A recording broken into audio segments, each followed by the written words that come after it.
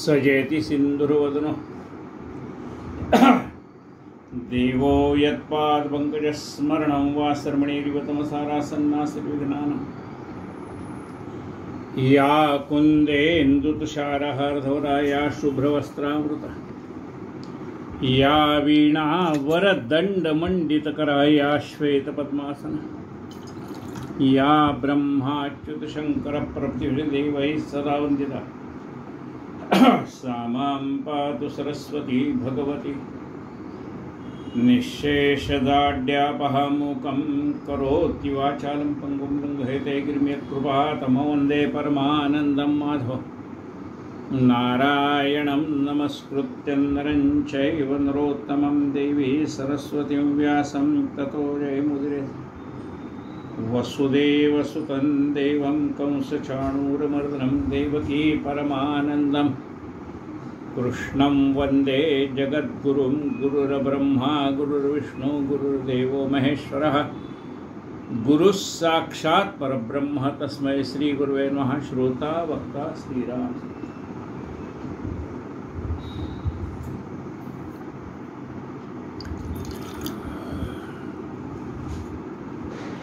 आज आपण 77वे पुष्प श्रीचरणी अर्पण 78वे पुष्प श्रीचरणी अर्पण करतो। काल आपण 77वे केलं। संत महिपती महाराजांनी लिहिलेली संत चरित्र आपण पाहतो की यावर्षी श्री भक्तविजय ग्रंथ आपण घेतलेला आहे। अध्याय 25वा सुरू। आता हे जे उपर्ण अंगावरती यातलं इथं गणगणगणात बोतेतला गण दिसतो। गण म्हणजे काय? एक अंश। जीवात्मा म्हणजे गण। आपण कोण आहे? जीवात्मा आहे। आणि तो कोण आहे? शिव आहे। या शिवाची गाठ पडायला पाहिजे, त्याच्यासाठी हा सगळा परमार्थ आहे।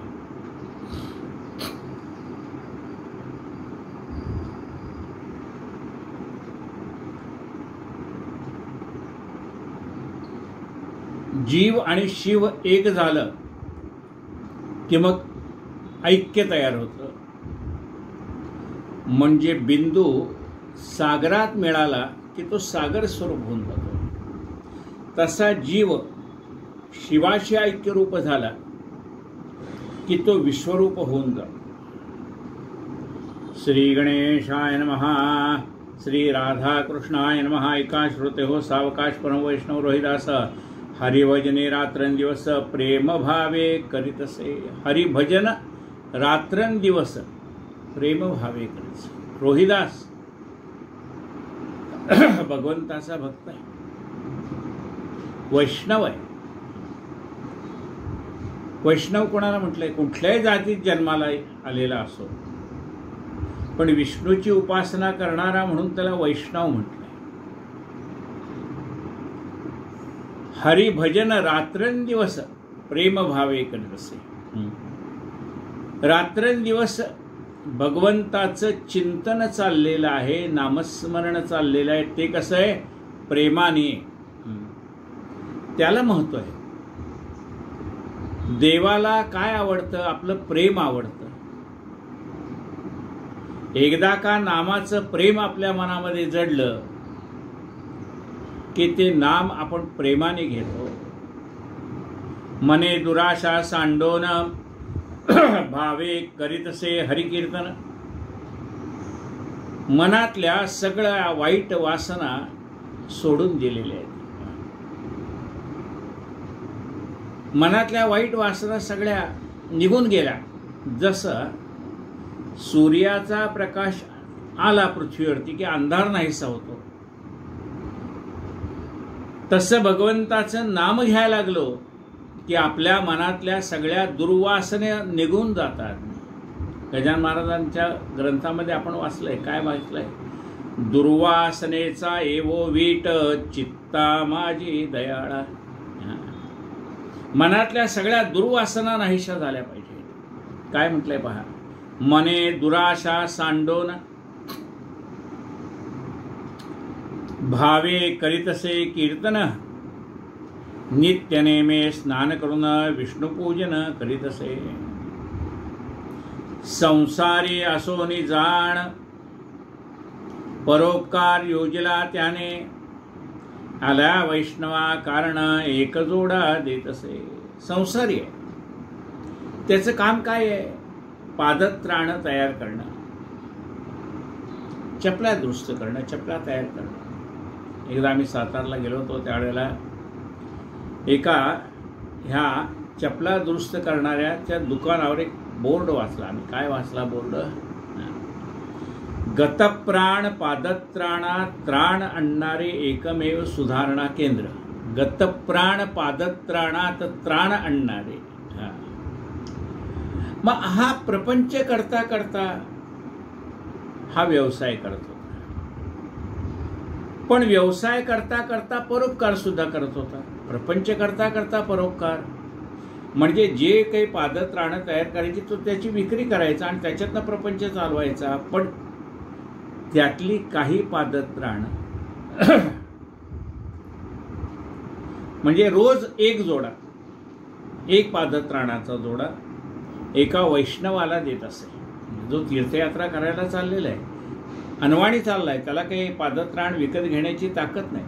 मग त्याने सांगायचं, बाबा तू तीर्थयात्रेला चाललायस ना, मग हा एक जोडा तुला मी माझ्यातर्फे देतोय, पायात ती पादत्राण घाल आणि चाल, म्हणजे तुला काटे टोचणार नाहीत, दगड टोचणार नाहीत.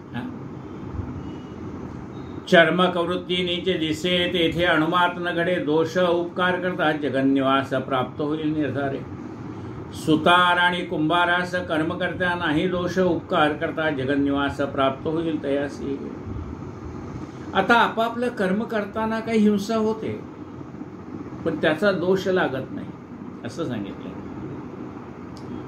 आता चर्मकाराला काय आहे की मेलेल्या जनावराच्या अंगावरची कातडी काढून त्याचं चर्म बनवायचं आहे, म्हणजे ते शिवायचं आहे, स्वच्छ धुवायचं आहे, पुसायचं आहे, शिवायचं आहे, पण त्याचा दोष त्याला लागत नाही.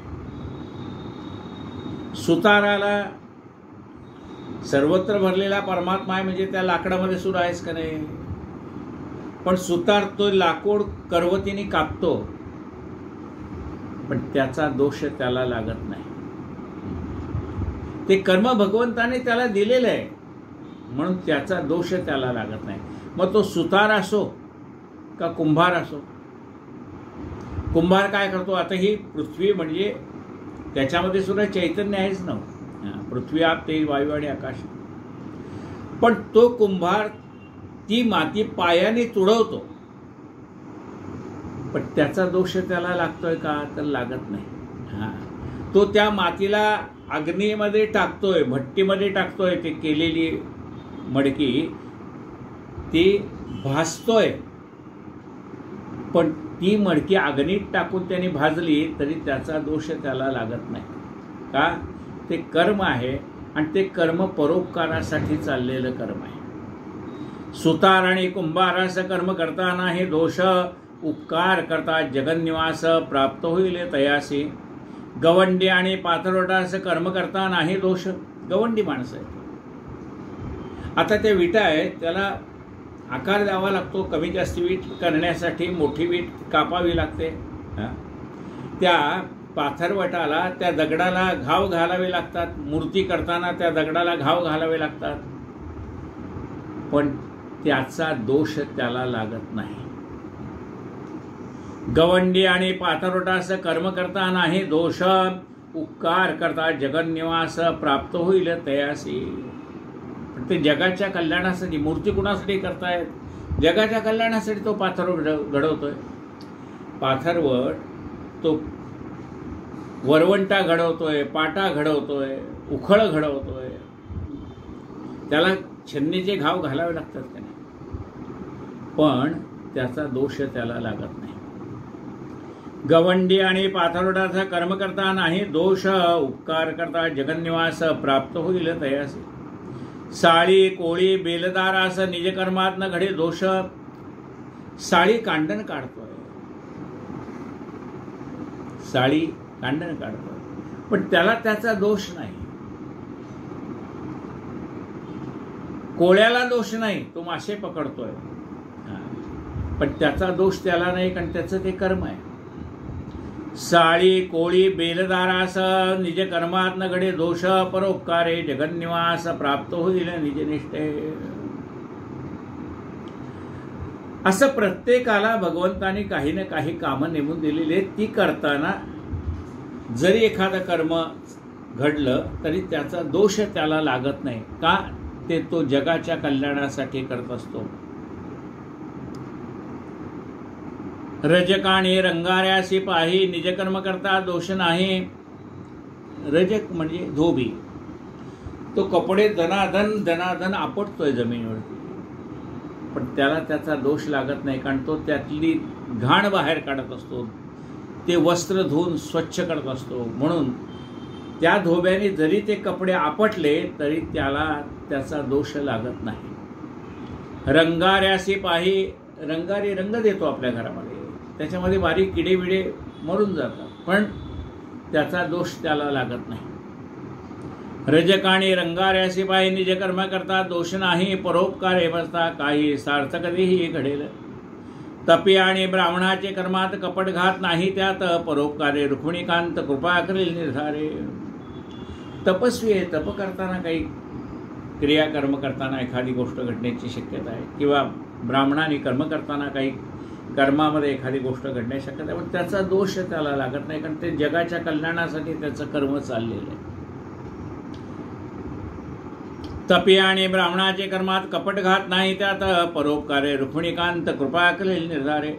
आता बहुभाषण 18 वर्णाची सांगता कोण, पुढे कथा वाढेल जाण श्रोती चित्त धीरे.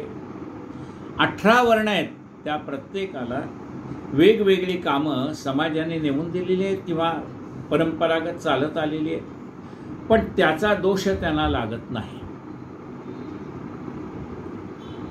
असो आता बहुभाषण 18 वर्णाची सांगता खुण, पुढे कथा वाढेल जाण श्रोती चित्त धीरे.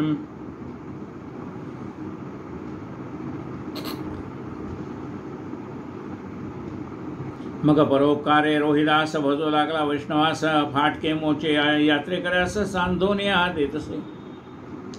कुणी एखादा गरीब मनुष्य आहे, त्याच्याजवळ पैसे नसतील, पण त्याचं चालताना पादत्राण फाटलं असेल तर तो विनामूल्य त्याला शिवून द्यायचा. परोपकारी भक्तजाण हरीस आवडती जीवाहून, त्यांचे घरी जगज्जीवन रात्रंदिवस तिष्ठत असे. म्हणजे प्रपंच करता करता जे परोपकार करतात, भगवंत त्याच्या घरी राबतो, त्याच्या घरी काम करतो. त्यांचे घरी जगन्निवास रात्रंदिन तिष्ठत असे. त्यांच्या घरामध्ये परमात्मा रात्रंदिवस उभा आहे. तेथे आहे देव उभा.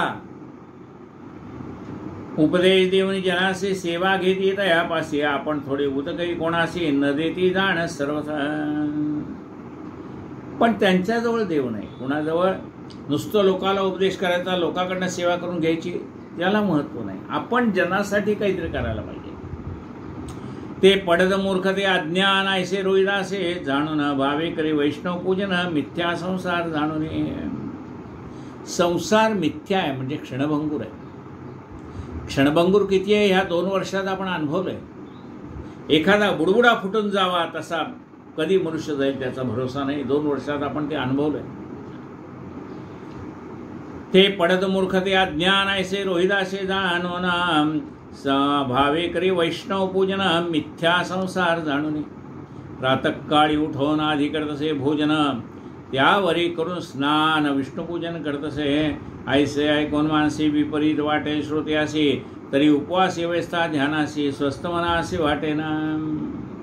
प्रातःकाळी उठायचा, आधी पोटभर खाऊन घ्यायचा, मग स्नान करायचा, मग जप विष्णुपूजन करायचं. श्रोत्याला वाईट वाटेल की अरे आधी काय जेवण करतो.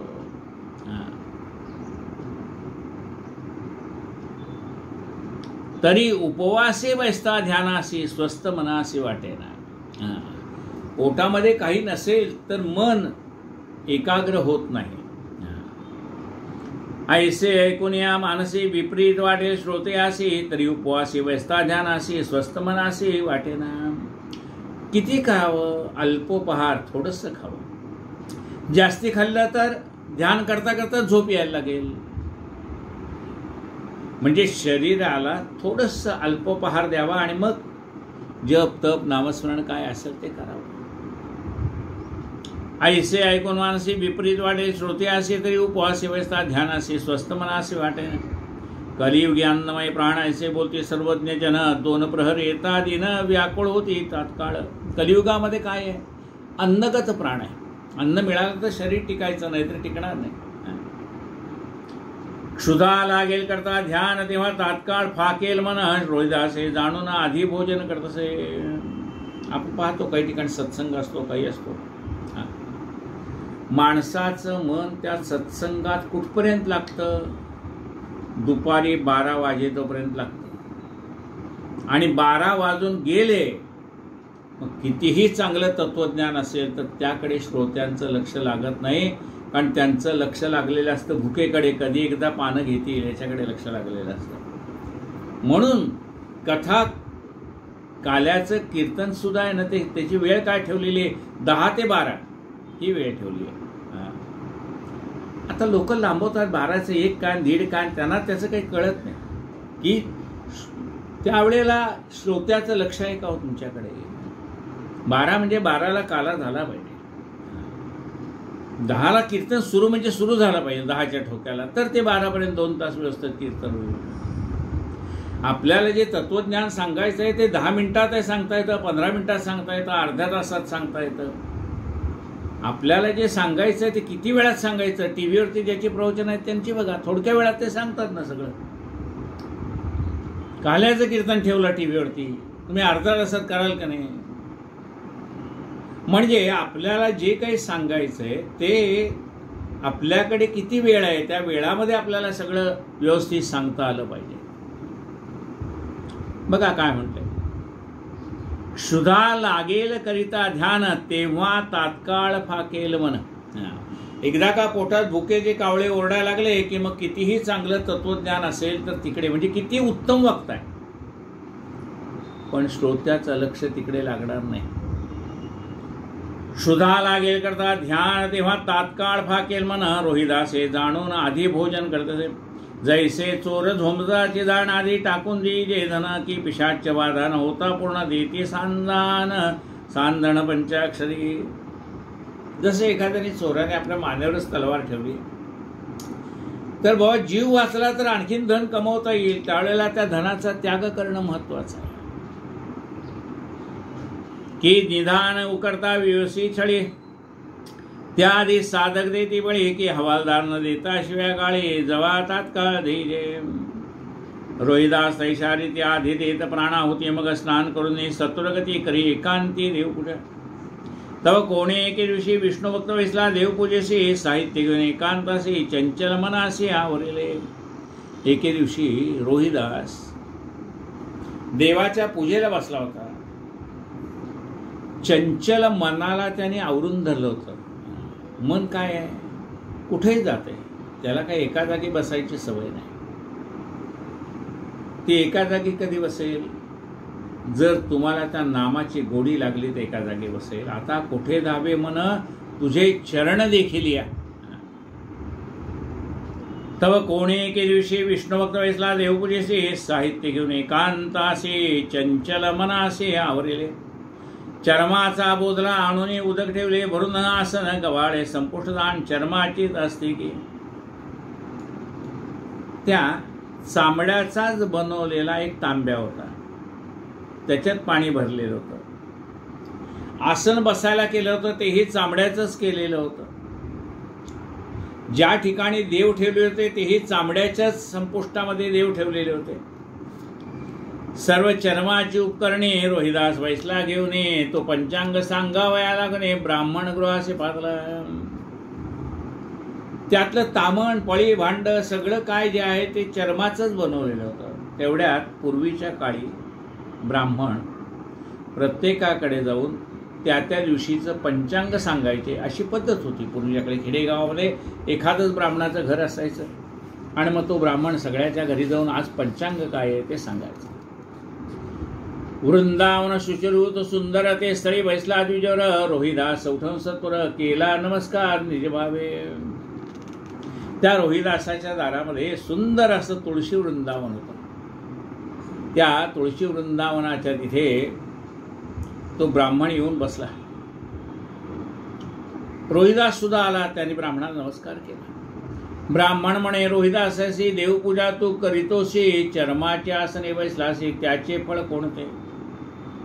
त्या ब्राह्मणाने त्या रोहिदासाला विचारलं, अरे चांबड्याला पूजा करताना चांबड्याला शिवू नये, चांबडं काढून ठेवावं, आणि तू तर त्या चांबड्यावरती बसून देवाची पूजा करतोय.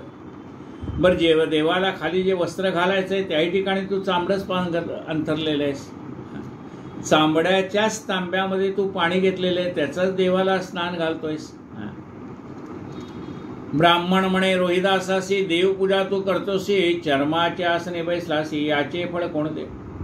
विष्णुमूर्ती शालिग्राम जाण आम्ही ब्राह्मण करतो पूजन, त्या चर्माचे सांबळी करून त्यात कैसा घातलासी? अरे शालिग्रामाची आम्ही पूजा करतो, तू तर त्या चांबड्यामध्ये त्या शालिग्रामाला ठेवलेस. वैकुंठवासी जगजीवन ज्याचे योगी करते ध्यान, त्या चर्माचे सांबळे करून त्यात कैसा घातला? जो क्षीरसागरी शेषीठाई, शास्त्रे धुंडितान पडे ठाई, चर्माचे संबळी करून पाहि त्यात कैसा ठेवला? व्रते तीर्थे तपे याग करता नातुडे श्रीरंग, तो वैकुंठवासी भक्त भवभंग, चर्मात कैसा वेष्टिला? ऐकून द्विजवराचे वचन रोहिदास बोले, त्या कारण चर्मा वाचून पदार्थ कोण तुम्ही दृष्टीशी रेखला.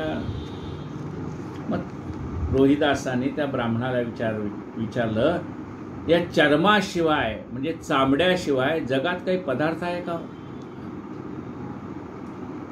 काहाळ ढोळ मृदुंग दाण त्यावरी होतसे हरिकीर्तन.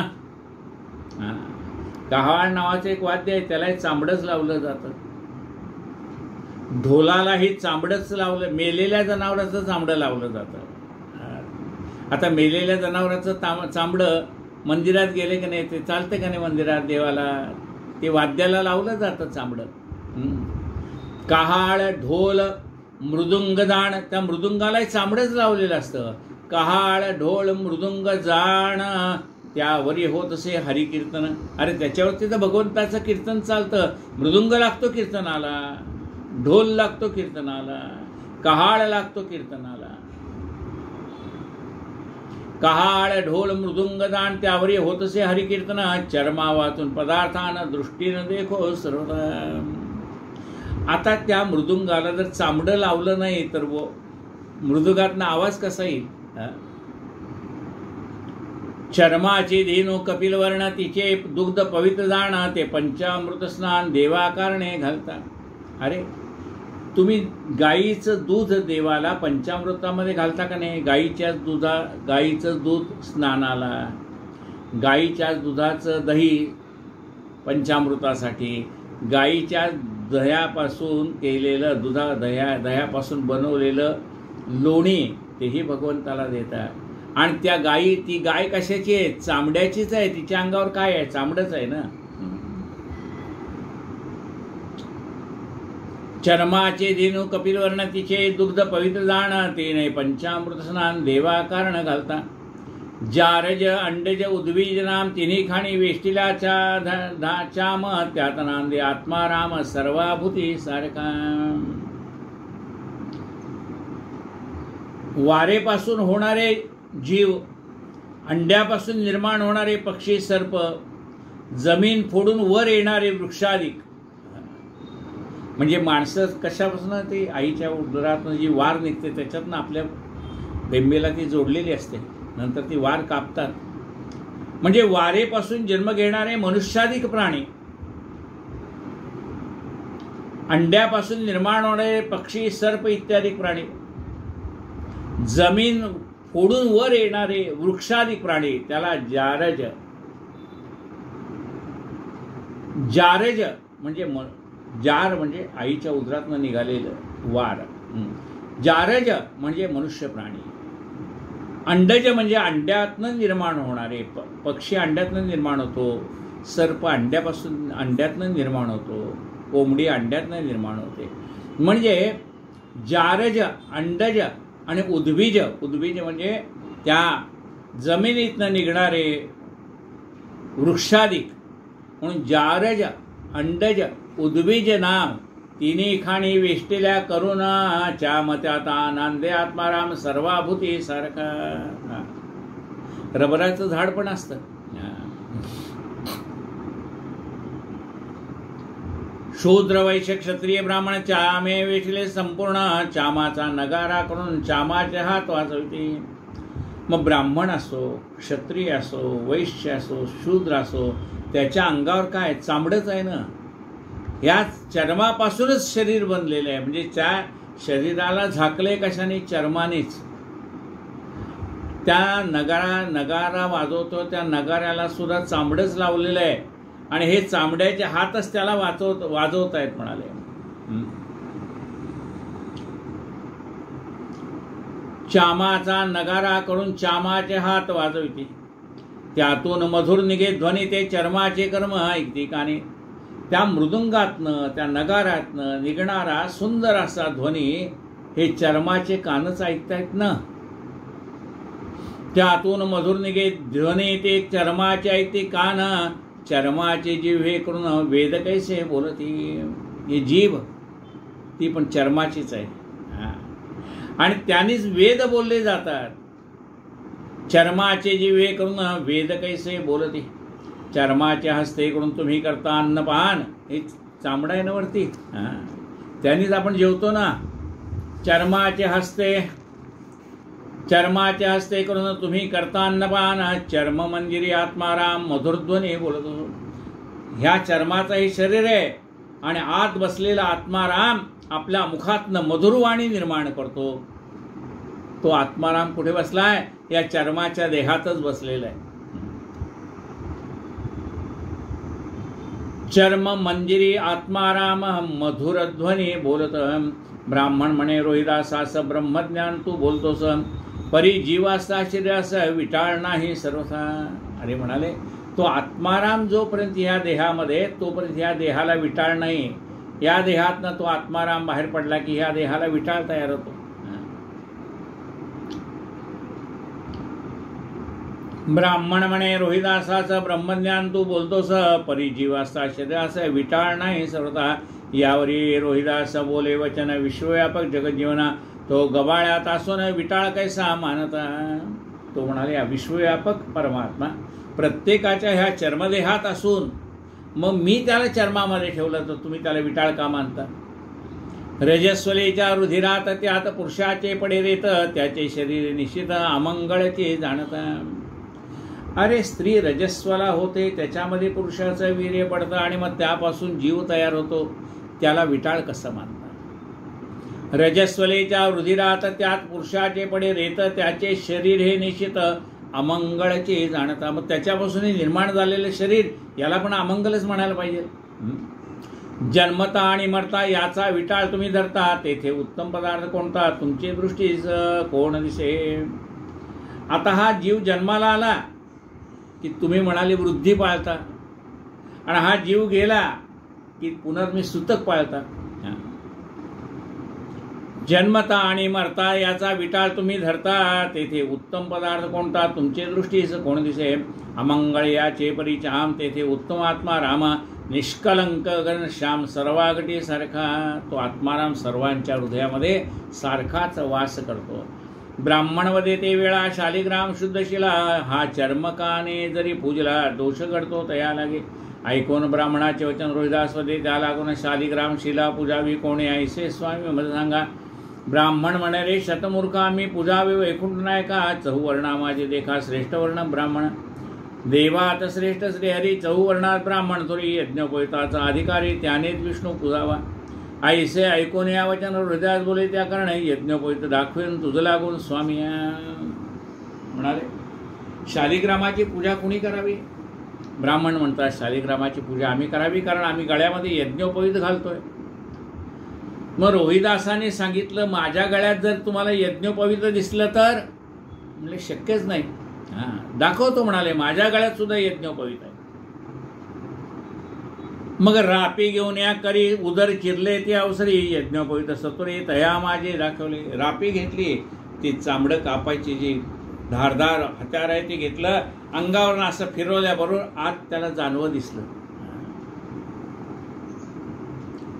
विप्र बोले ते अवसरा तू विष्णू भक्त होसी खरा, म्या न करता निज विचारा तुझं कारणे छळले की. ब्राह्मणाने त्याला नमस्कार केला. अरे तुला ब्रह्मज्ञान प्राप्त झालेलं आहे, चराचरात भरलेला परमात्मा तुला कळलाय. विप्र बोले ते अवसरा तू विष्णू भक्त होसी खरा, म्या न करता निज विचारा तुझं कारण एक छळले की. म्हणले मी विचार करायला पाहिजे. ज्या माणसाकडे एवढं तत्वज्ञान भरलेलं आहे त्याचं छळण मी करायला नको होतं. अग्नी टाकता जाण मोला सडे, जैसे सुवर्ण तैसे करता तुझे छळण, महिमा तुझा वाढविला. ज्याप्रमाणे सोनं प्युअरच आहे, शुद्धच आहे, पण तरी त्याला ते शुद्ध आहे की नाही पाहण्यासाठी अग्नीत टाकतात. तसं रोहिदासा तुझी मी परीक्षा घेतली, पण मला क्षमा कर.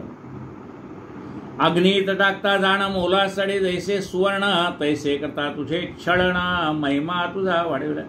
ना तरी नाणे सुलाखी टोचून त्याचे पाती खरेपण, त्यावरी करता तुझे क्षणन, महिमा तुझा वाढेल. की सहाणेवरी घासता चंदन त्याचा सुगंध कळे पूर्ण, तेवी मी तुझे करता क्षण तुझा महिमा वाढेल. म्हणाले ते चंदन आहे, ते ज्या वेळेला सहाणेवरी घासलं जातं त्यावेळेला त्याचा सुगंध जगाला कळतो.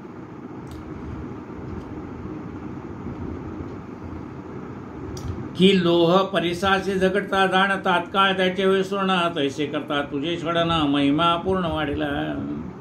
लोखंड आहे, ते परिसाला नेऊन स्पर्श केल्यावर त्याचं सोनं होतं.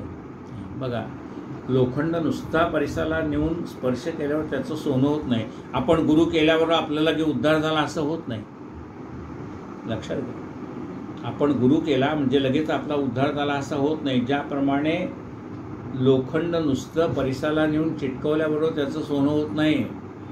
मग काय करावं लागतं, त्या लोखंडाला अग्नीमध्ये टाकावं लागतं. त्याच्यातला सगळा दोष आहे, गंज आहे, तो सगळा निघून जावा लागतो. आणि मग ते शुद्ध झालेलं लोखंड आहे, त्याचा ज्या वेळेला त्या परिसाला स्पर्श होईल त्याच वेळेला त्याचं सोनं होतं. नुसतं त्या परिसाला लोखंड नेऊन लावल्यावर सोनं होत नाही.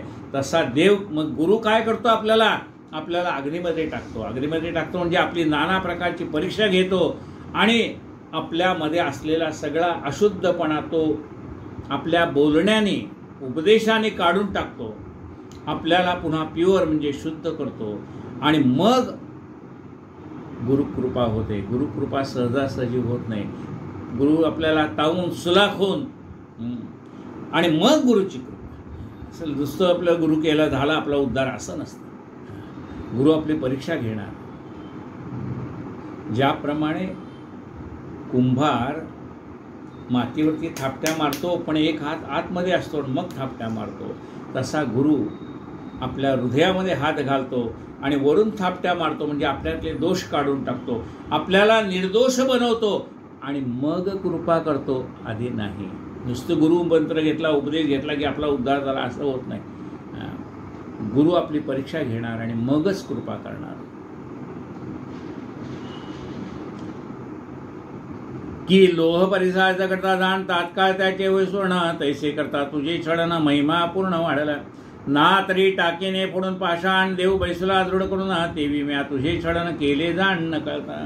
ज्याप्रमाणे मूर्तिकार मूर्ती घडवताना, दगडाची मूर्ती घडवताना त्यातला नको असलेला भाग काढून टाकतो, बाकी मूर्ती त्यामध्येच आहे.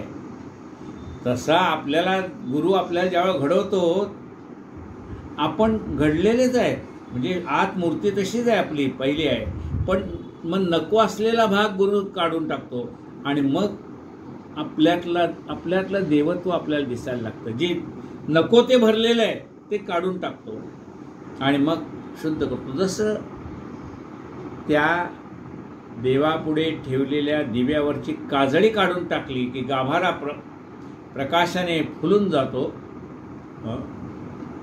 त्याप्रमाणे गुरु आपल्यावरती मनावरती जडलेली काजळी काढून टाकतो. नवीन लावत नाही, फक्त त्याच्यावरची काजळी काढतो आणि मग तो लख्ख असा प्रकाश पडतो. लख्ख पडला प्रकाश दिवट्या मशालीचा, गोंधळासी उभा गोंधळी भवानीचा. लख्ख पडला प्रकाश, तो लख्ख प्रकाश पडतो कधी? गुरु आपल्यावरती मनावरती जडलेली काजळी काढून टाकतो आणि मग गाभारा प्रकाशाने भरून जातो.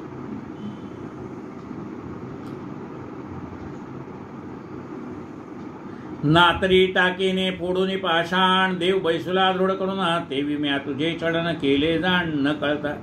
तू विष्णू भक्त ऐसे परम सुखी पूजी शालिग्राम, ऐसे बोलून द्विज सत्तमा गृहास गेला. आपल्या पुढली अध्यायी निरूपण पिपाजी चरित्राती पावन महिपती म्हणे एकाग्रमन परिसा सज्जन निजप्रीती स्वस्ती श्री भक्त विजय ग्रंथ ऐकता तुष्टेल जगन्नाथ. प्रेमळ ऐका भाविक भक्त. 25अध्याय रसाळा. श्री कृष्णार्पणस्तु. श्री रुक्मिणी पांडुरंगार्पणस्तु. श्री रस्तु शुभम भवतु. तर पुढच्या याच्यात संत पिपाजीचं चरित्र आपण ऐकूयात. कायेन वाचा मनसेंद्रियर्वा बुद्ध्यात्मना वा प्रकृती स्वभावात् करोमि अद्यं सकलं परस्मै नारायणायति समर्पयामि. अच्युतं केशवं रामनारायणं कृष्णदामोदरं वासुदेवं हरि श्रीधरं माधवं गोपिकावल्लभं जानकीनायकं रामचन्द्रं भजे. हरे राम राम राम हरे हरे, हरे हरे कृष्ण कृष्ण कृष्ण हरे हरे, हरे राम राम राम हरे हरे, हरे हरे कृष्ण कृष्ण कृष्ण हरे हरे. जगदंबा माता की जय. पुंडलीक वरदा हरि विठ्ठल श्री ज्ञानदेव तुकाराम पंढरीनाथ भगवान की जय. माबुली ज्ञानेश्वर महाराज की जय. जगद्गुरु संत तुकाराम महाराज की जय. जय जय रघुवीर समर्थानंद कोटि ब्रह्मांड नायक महाराजाधिराज योगीराज परब्रह्म सच्चिदानंद भक्त प्रतिपालक शेगाव निवासी समर्थ सद्गुरु श्री गजानन महाराज की जय.